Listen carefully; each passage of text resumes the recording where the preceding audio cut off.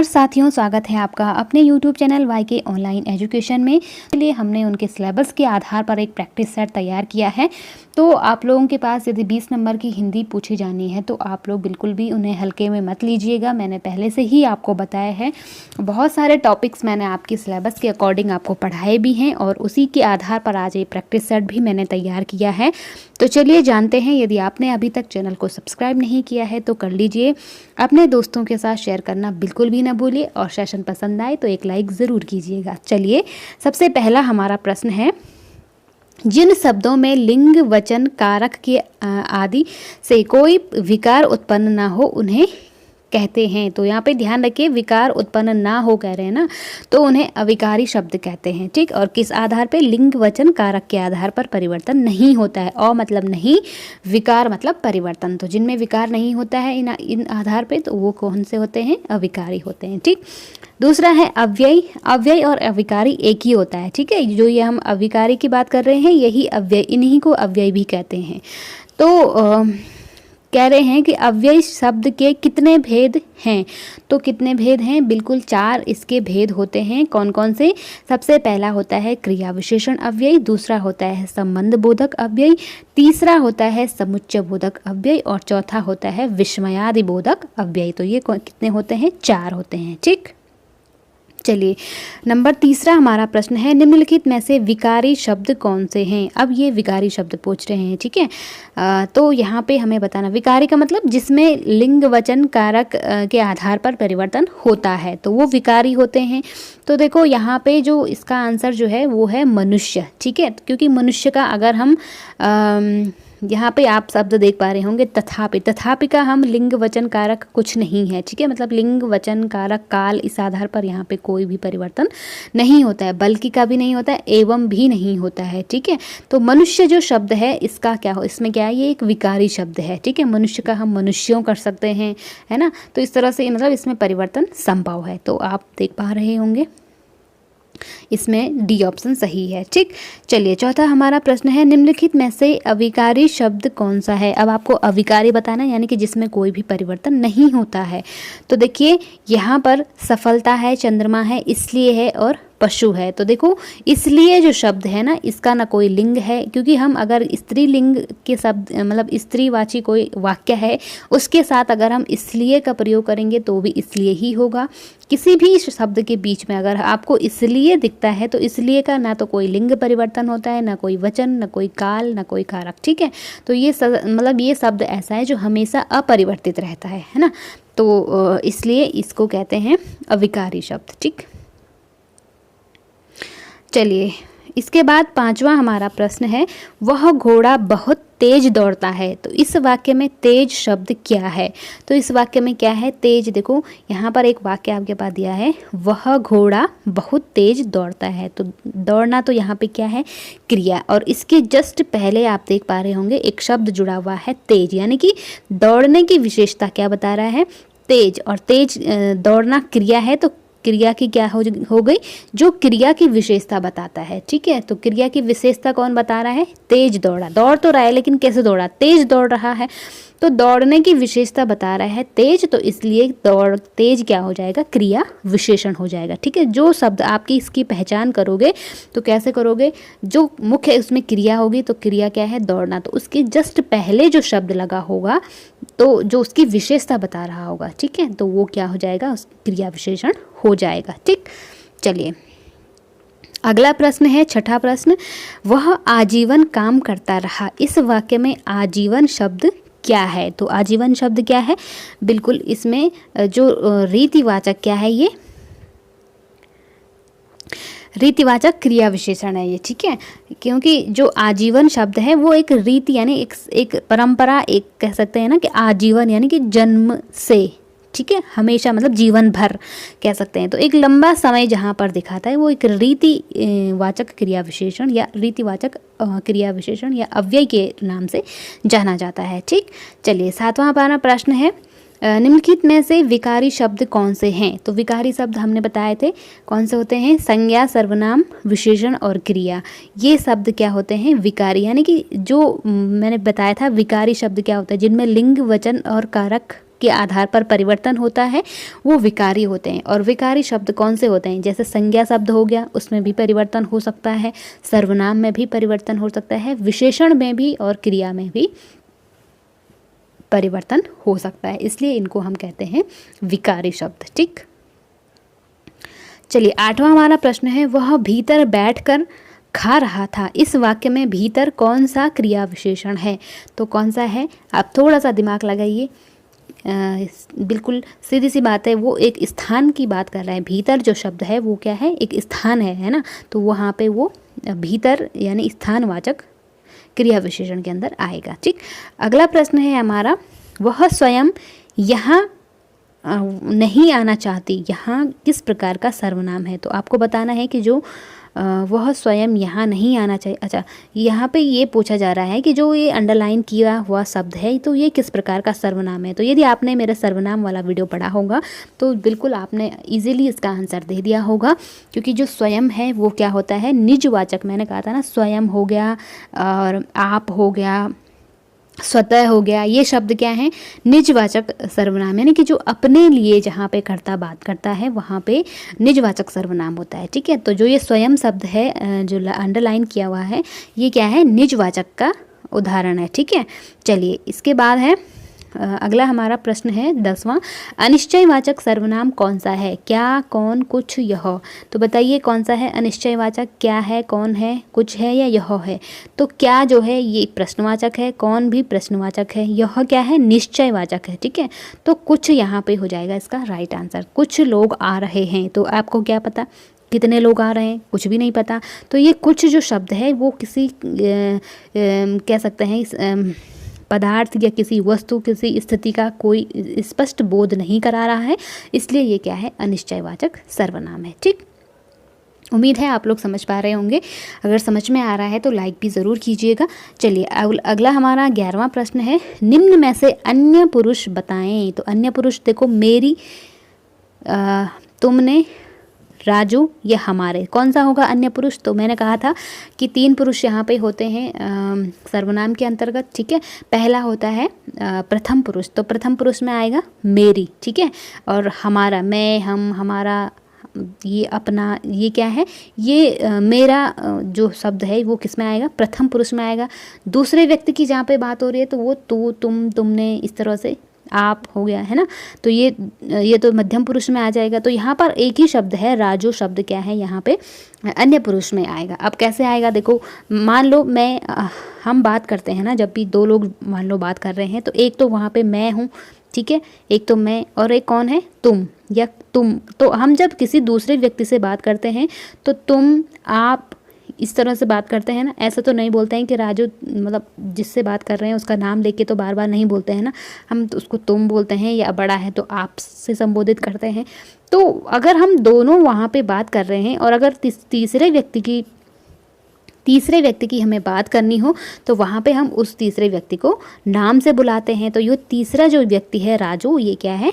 अन्य पुरुष की बात यहाँ पे हो रही है। ठीक, तो राजू यहाँ पे अन्य पुरुष के अंदर आएगा। चलिए, निश्चयवाचक सर्वनाम कौन सा है? तो निश्चय मतलब जिससे किसी भी स्थिति, किसी वस्तु, किसी पदार्थ की ठीक ठीक स्थिति का हमें बोध होता है, वो क्या होता है? निश्चयवाचक सर्वनाम होता है। और अब आपको बताना है इनमें से कौन है? वह है, कुछ है, कौन है, क्या है? तो कौन तो क्या है? प्रश्नवाचक है। क्या भी कौन क्या है? प्रश्नवाचक है।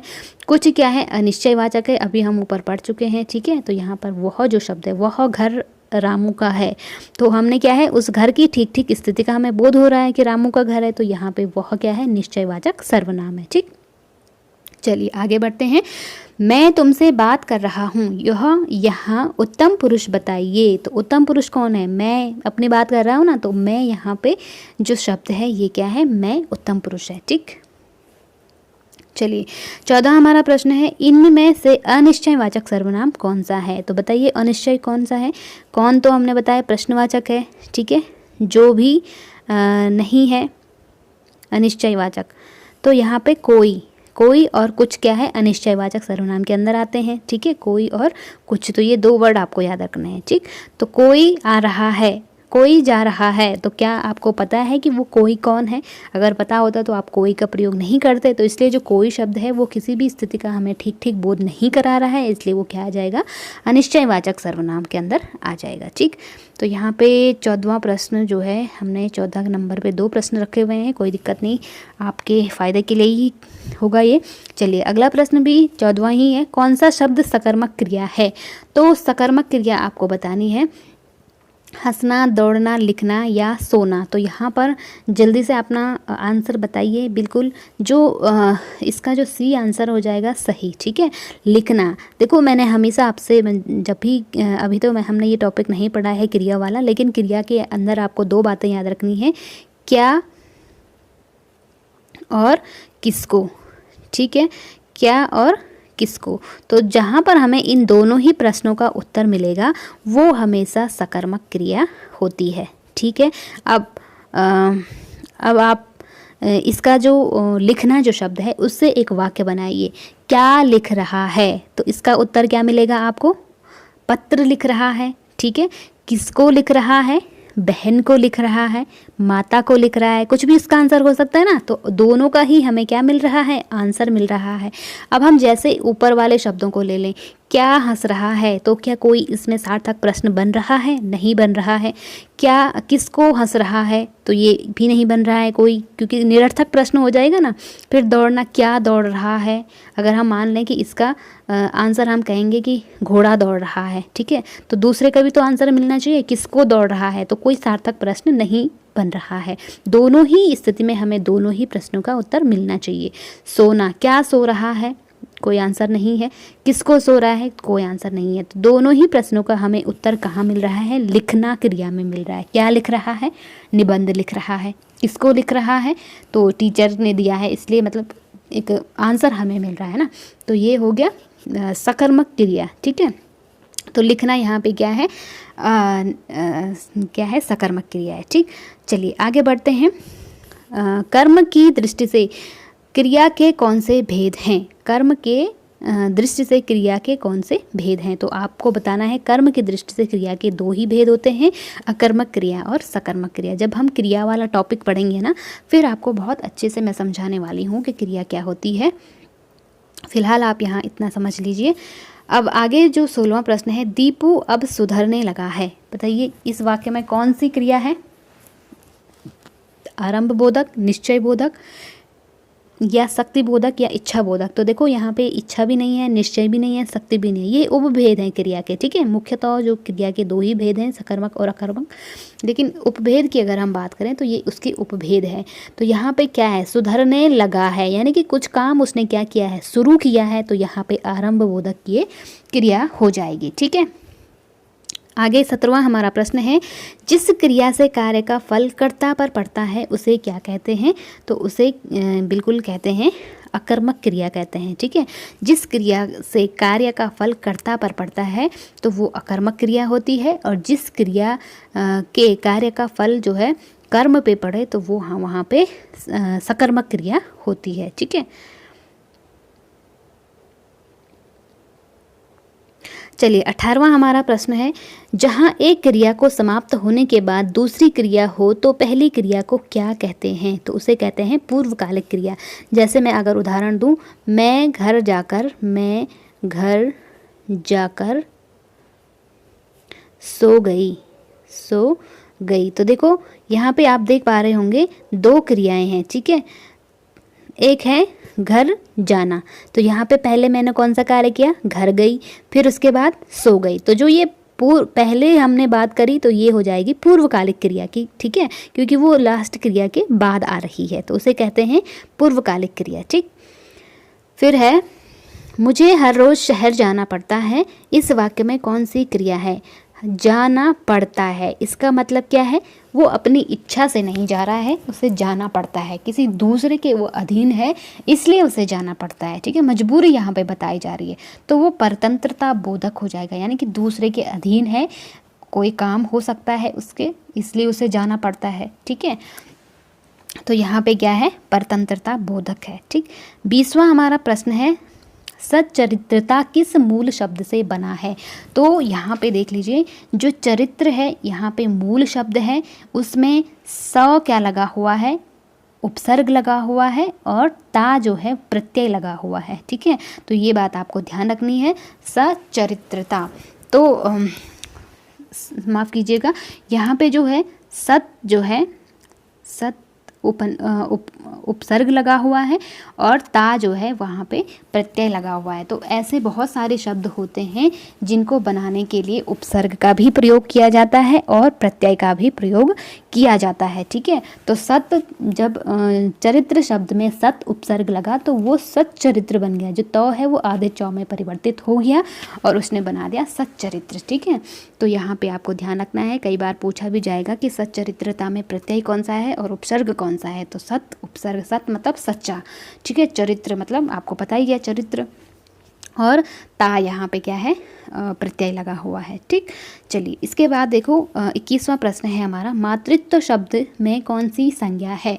तो यहाँ पे जो है कौन सी संज्ञा है, इसका आंसर हो जाएगा सी, भाववाचक। मातृत्व का क्या होता है, भाव होता है। ठीक है, तो माता और मातृत्व यानी कि माता और जो उसका प्यार है, उसका जो प्रेम है, वो क्या है, एक भाव है। ठीक है, तो वो क्या हो जाएगा, भाववाचक संज्ञा के अंदर आता है। ठीक, चलिए इसके बाद है 22वां हमारा प्रश्न है, इनमें व्यक्तिवाचक संज्ञा कौन सी है? लड़का, नर्मदा, लोहा या मनुष्य? तो देखो, लड़का क्या है, एक जाति का बोध करा रहा है। ठीक है, अगर हम कहते हैं राजू, तो राजू एक पर्टिकुलर व्यक्ति का नाम होता है, तो वो हमें व्यक्तिवाचक लगता है, लेकिन मतलब वो व्यक्तिवाचक होता है। लेकिन यहाँ पे लड़का कह रहे हैं तो कोई भी लड़का हो सकता है, यानी कि वो लड़का क्या है, जाति का बोध करा रहा है। लोहा भी एक धातु है जो कि क्योंकि लोहे से तो बहुत सारी चीज़ें बनती हैं ना, तो लोहा भी धातु है जो कि जाति का बोध करा रहा है। मनुष्य भी क्या है, एक जाति का बोध करा रहा है। मनुष्य में स्त्री पुरुष सभी आते हैं, तो यहाँ पे ये भी नहीं है। तो इसलिए नर्मदा क्या है, क्योंकि नर्मदा एक नदी है और जो कि क्या है, एक विशेष नदी है। ठीक है, एक नदी है और यहाँ पे जो है व्यक्तिवाचक संज्ञा है। ठीक है, चलिए इसके बाद देखिए 23वां हमारा प्रश्न है, भारत में कुछ शहर नदियों के किनारे हैं। इस वाक्य में काले मोटे छपे शब्द की संज्ञा का भेद बताइए। तो जो नदी है, नदी देखो, अगर यहाँ पे लिखा रहता है गंगा, तो आप फिर क्या लिखते हैं यहाँ पे, व्यक्तिवाचक संज्ञा। तो यहाँ पे क्योंकि नदी की बात हो रही है, क्योंकि नदियाँ तो बहुत सारी हैं, स्पेशल किसी नदी का नाम नहीं दिया हुआ है। मैंने कहा ना, अगर गंगा होता तो वो व्यक्तिवाचक हो जाएगा कि भारत के अनेक शहर क्या हैं, या कुछ शहर गंगा के किनारे। तो गंगा क्या है, एक विशेष पर्टिकुलर नदी है, भारत की नदी है, तो फिर वो व्यक्तिवाचक हो जाएगा। लेकिन नदी की बात हो रही है, तो नदी में तो बहुत सारी चीज़ें, बहुत सारी नदियाँ आती हैं, है ना। तो यहाँ पे जो नदी शब्द है वो क्या हो जाएगा, जातिवाचक संज्ञा हो जाएगा। ठीक, इसके बाद देखिए 24वां हमारा सेकंड लास्ट प्रश्न है आज का, कौन सा शब्द भाववाचक संज्ञा नहीं है, पूछ रहा है। ठीक है, मिठाई, चतुराई, लड़ाई या उतराई? तो देखिए, मिठाई क्या है, एक चीज़ है, एक खाने की चीज़ है। ठीक है, तो यहाँ पे कोई भाव हमें नहीं झलकता है। ठीक, और क्योंकि ये जातिवाचक के अंदर आएगा, क्योंकि मिठाई में भी बहुत सारी मिठाइयाँ होती हैं ना, अलग अलग नाम से, तो मिठाई क्या है, एक जातिवाचक के अंदर आ जाएगा। ठीक है, इसे हम जातिवाचक के अंदर रखेंगे। और जो चतुराई है, चतुर मूल शब्द है और उसमें आई प्रत्यय लगा है, तो चतुराई क्योंकि एक भाववाचक संज्ञा बन गई। ठीक है, और लड़ाई, लड़ मूल धातु है और आई जब प्रत्यय लगा तो लड़ाई बन गया, ये भी धातु है, सॉरी भाववाचक संज्ञा है। और उतराई, उत्तर, उतरना, यहाँ पे मूल धातु है, मूल क्रिया है, और आई जब प्रत्यय लगा तो यहाँ पे क्या बन गया, भाववाचक संज्ञा बन गया। ठीक है, तो यहाँ पे एक ही शब्द है मिठाई जो कि जातिवाचक है, बाकी सारे क्या हैं, भाववाचक संज्ञा है। ठीक, चलिए आज का लास्ट प्रश्न है हमारा 25वां प्रश्न, निम्नलिखित में से संज्ञा शब्द का चयन कीजिए। तो आपको एक शब्द यहाँ पे बताना है जो संज्ञा है, तो इसमें सी ऑप्शन सही हो जाएगा। मानव एक संज्ञा है, मानवीय, स्वार्थी, क्रोधित ये क्या है, विशेषण है। ठीक है, और यहाँ पे अगर हम इसके आगे जोड़ दें मनुष्य, तो यहाँ पे क्या हो जाएगा, क्रोधी मनुष्य। तो इस मनुष्य की विशेषता क्या है कि वो क्रोधी है या स्वार्थी है। ठीक है, किसी भी आगे लगा दें, मनुष्य क्रोधित हो गया, स्वार्थी हो गया, तो ये क्या है, विशेषण है। ठीक है, जो इस मनुष्य की विशेषता बता रहे हैं। तो यहाँ पे मानव ही शब्द है जो क्या है, आपका संज्ञा शब्द है। इसका आंसर सी सही हो जाएगा। तो ये थे आज के हमारे 25 प्रश्न। उम्मीद है आप लोगों को ज़रूर अच्छे लगे होंगे, इन्फॉर्मेटिव लगे होंगे, हेल्पफुल लगेंगे। ऐसे ही आपके एग्ज़ाम में प्रश्न आएंगे, ऐसी मैं उम्मीद करती हूँ। और जहाँ तक मुझे लगता है ऐसे ही प्रश्न आएंगे, क्योंकि ये प्रश्न बिल्कुल मैंने आपके सिलेबस से ही उठाए हैं और उन्हीं के बेस्ड हैं ये सारे। तो ये थे आपके 25 प्रश्न। अगले सेशन में कुछ और प्रश्नों के साथ हम आपकी हेल्प के लिए ज़रूर हाजिर होंगे। तब तक के लिए आप लोग शेयर ज़रूर कीजिएगा। अपना ख्याल रखिए, अपनों का ध्यान रखिए और अपनी पढ़ाई में एकदम व्यस्त रहिए। चलिए मिलते हैं अगले वीडियो में। नमस्कार।